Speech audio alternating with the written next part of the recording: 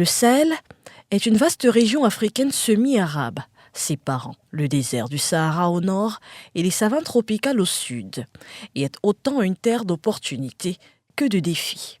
Parlons d'abord d'opportunités, pour relever qu'elle est dotée de ressources naturelles et humaines importantes, offrant un énorme potentiel de croissance rapide.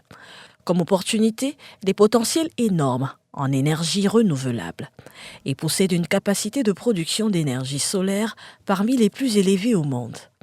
La région abrite certains des plus grands équifères du continent. Fort de ce constat, les experts s'accordent à dire que le Sahel constitue une des régions les plus riches au monde, avec autant de ressources culturelles, naturelles et humaines.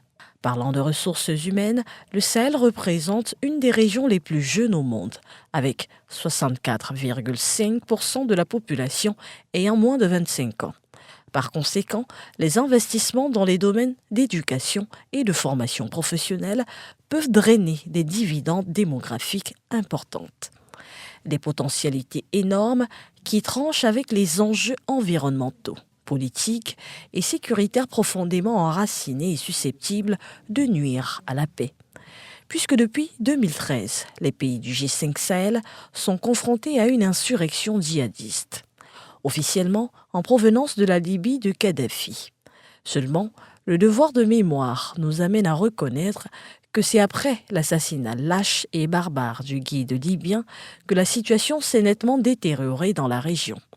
Toute chose qui porte à croire que les commanditaires de son élimination ne visaient qu'une chose, la déstabilisation du Sahel, en créant une sorte de porosité. Toutefois, et comme souvent, quelques soutiens militaires de façade se sont invités dans la danse. De véritables pompiers pyromanes qui, en 10 ans de présence sur le sol africain, à travers des opérations comme Barkhane et la MINUSMA, n'ont conduit qu'en l'alisement de la situation.